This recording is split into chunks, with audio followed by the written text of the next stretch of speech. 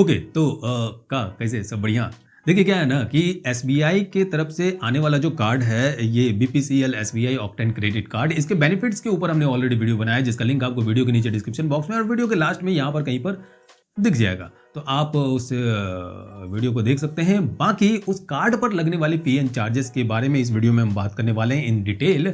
अगर आप ये क्रेडिट कार्ड लेने जा रहे हैं तो आपको फी एंड चार्जेस के बारे में पता होना चाहिए। तो आइए शुरू करते हैं। बाय द वे मेरा नाम है जयकांत और चैनल सब्सक्राइब, नोटिफिकेशन बेल याद से दबा दीजिएगा। सबसे पहले आता है कैश एडवांस फी जो कि 2.5% आपको देना पड़ता है और ₹500। देखिए क्या है ना भैया, अगर आप इस क्रेडिट कार्ड का यूज करके एटीएम से पैसा निकालते हैं तो आपको 2.5% के हिसाब से चार्जेस जो है वो देना पड़ेंगे, मतलब फी देना पड़ेगा। लेकिन 500 रुपए भैया ये ले ही लेंगे आपसे, किसी भी हालत में आपको देना ही पड़ेगा। अब आपको सिर्फ लग रहा है कि सिर्फ 500 रुपया देना पड़ेगा ना बस, लेकिन नहीं, ऐसा नहीं है। 3 तरह के चार्जेस आपका लग जाता है। वो है जैसे कैश एडवांस फी, ये तो भैया लगेगा ही लगेगा। जीएसटी अलग से लगेगा। फाइनेंस चार्ज जो है वो और जुड़ जाएगा और पता नहीं क्या क्या फलाना इनका चार्ज जो है वो लगा देंगे। उसके बाद आता है कैश पेमेंट फी। अगर आप बैंक में जाकर अपने क्रेडिट कार्ड का बिल यानी पैसा भरते हैं तो आपको 250 रुपए फी के रूप में अलग से देना पड़ेगा और इसमें जीएसटी भी आपको अलग से देना पड़ेगा। उसके बाद आता है फाइनेंस चार्ज जो कि अप टू ₹3.75% पर मंथ है। एनुअली अगर कैलकुलेट किया जाए तो 45% पर एनम है। अब देखिए जो फाइनेंस चार्ज होता है ना, ये भैया बहुत गंदा वाला चार्ज होता है। आपके एक छोटे से मिस्टेक के कारण ये चार्ज लगा दिया जाता है। एक्सिस बैंक के फाइनेंशियल चार्ज के ऊपर हमने ऑलरेडी एक वीडियो बनाया है जिसका लिंक आपको वीडियो के नीचे डिस्क्रिप्शन बॉक्स में मिल जाएगा। आप जब उस वीडियो को देखेंगे ना, आप भौचक्का हो जाएंगे, अरे बाप रे बाप ऐसा कुछ होता है। बाकी अगर आप कहेंगे एसबीआई के कार्ड के ऊपर जो फाइनेंस चार्ज का कैलकुलेशन प्रोसेस है वो बता दीजिए, तो उस पर भी हम एक वीडियो आपके लिए बना देंगे। Now let's come to the point. उसके बाद आता है लेट पेमेंट चार्ज। देखिए अगर आप मिनिमम अमाउंट ड्यू पे नहीं करते हैं, वो भी पेमेंट ड्यू डेट से पहले, तो फिर आपको यहाँ पर लेट पेमेंट चार्ज लगता है। नहीं समझे? देखिए बात कुछ ऐसा है ना, जो आपका क्रेडिट कार्ड का एप्लीकेशन होगा वहां पर आपको 2 तरह का बैलेंस दिखाई देता होगा। एक है आउटस्टैंडिंग बैलेंस और एक होता होगा मिनिमम अमाउंट। आउटस्टैंडिंग बैलेंस में जितना भी आपने खर्चा किया है अपने क्रेडिट कार्ड का यूज करके, तो वो वहां पर शो करता है कि आपने भैया इतना पैसा उड़ा दिया है अपने क्रेडिट कार्ड से और ये पैसा हमें इतने तारीख तक जो है आप दे दो। हर महीना जो है आपका बिलिंग स्टेटमेंट साइकिल बनता है और उसके बाद आपको वो पेमेंट करना पड़ता है। अब मान लेते हैं कि आपके पास उतना पैसा नहीं है, तो बैंक आपसे कहता है ठीक है कोई बात नहीं, नहीं है तो नहीं है, लेकिन एक काम कीजिए, आप मिनिमम अमाउंट जो है वो पे कर दीजिए और फिर जिस तरह से क्रेडिट कार्ड आप यूज करते हैं धड़पटांग वैसे यूज कीजिए, हम कोनो रोक टोक नहीं करेंगे। तो ठीक है कर दीजिए, बट आपकी स्थिति इतनी गंभीर है कि आप मिनिमम ड्यू अमाउंट भी पे नहीं कर पाते हैं पेमेंट ड्यू डेट तक, तो फिर आपको लेट पेमेंट चार्ज लगा दिया जाता है। अब ये कैसे लगा जाता है और कितने अमाउंट पर कितना चार्ज लगता है वो देख लेते हैं। अगर आपका पेमेंट सिर्फ 500 रुपए है तो कोई भी चार्ज आपको नहीं देना पड़ेगा। वहीं अगर ड्यू अमाउंट 500 रुपए से ऊपर और 1000 रुपए तक है तो आपको 400 रुपए जो है लेट पेमेंट चार्ज देना पड़ेगा। अगर 1000 रुपए से ऊपर और 10,000 रुपए तक है तो आपको 750 रुपए जो है चार्ज के रूप में देना पड़ेगा। वहीं 10,000 से ऊपर और 25,000 रुपए तक है तो आपको 950 रुपए चार्ज के रूप में देना पड़ेगा। और अगर 25,000 से ऊपर और 50,000 रुपए तक है तो आपको 1100 रुपए चार्ज के रूप में देना पड़ेगा। और अगर 50,000 से ऊपर होता है तो आपको 1300 रुपए तक चार्ज देने पड़ सकते हैं। ये तो चार्ज लगा कि आप पेमेंट किए ही नहीं, तो फिर आपको इस तरह से चार्ज कैलकुलेट करके देना पड़ेगा।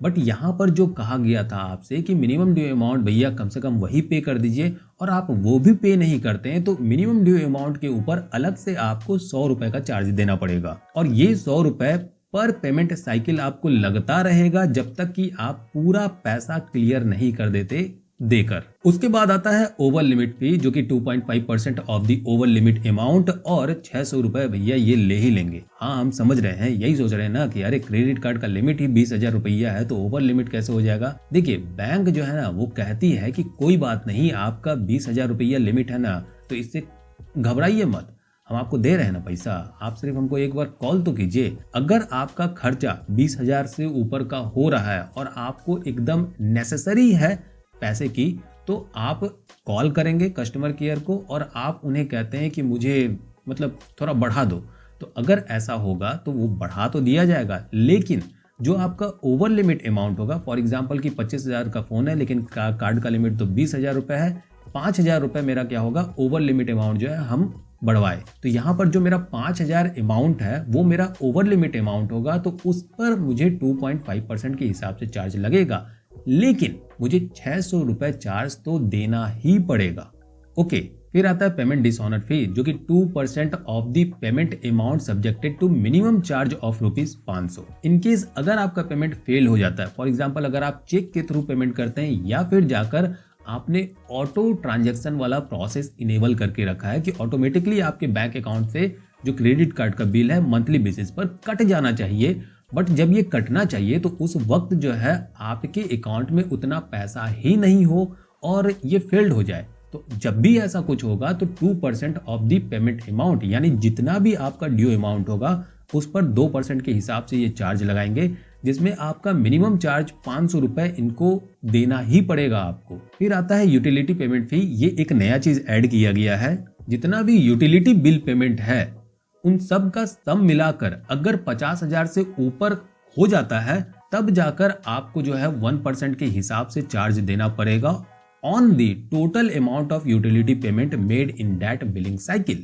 दैट मीन्स कि जितना भी आपका पेमेंट ज्यादा हुआ है, एक्सेड हुआ है, तो वो अमाउंट, जितना भी अमाउंट है उन सभी पर 1% के हिसाब से आपको चार्ज कैलकुलेट करके देना पड़ेगा, प्लस जीएसटी अलग से आपको लगेगा। उसके बाद आता है कार्ड रिप्लेसमेंट फी। अगर आपका कार्ड वगैरह खो वगैरह जाता है तो उस केस में आपको 100 से लेके 250 रुपए तक का जो है चार्ज देना पड़ेगा नए कार्ड के लिए। अगर आप अपने क्रेडिट कार्ड का बिल चेक के थ्रू करते हैं तो 100 रुपए अलग से आपको चार्ज के रूप में, यानी फी के रूप में देना पड़ेगा। फिर है फॉरेन करेंसी ट्रांजैक्शन फी, जो कि 3.5% के हिसाब से आपको देना पड़ेगा। बट कुछ ऐसे कार्ड हैं जिनका फी स्ट्रक्चर जो है इस चीज को लेके अलग है, वो कार्ड के नाम आप यहाँ पर देख सकते हैं। उसके बाद आता है रिवॉर्ड रिडीम्पशन फी। अब देखिए, ये जो क्रेडिट कार्ड है, इस क्रेडिट कार्ड पर मैक्सिमम जो है वो आपको रिवॉर्ड पॉइंट ही मिलता है।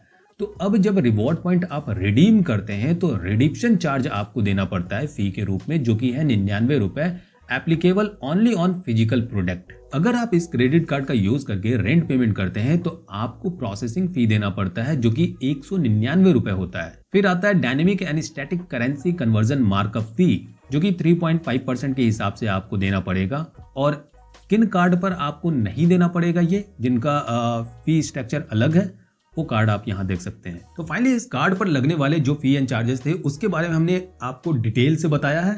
फिलहाल इस वीडियो में इतना ही, मिलते हैं अगले वीडियो में आपसे।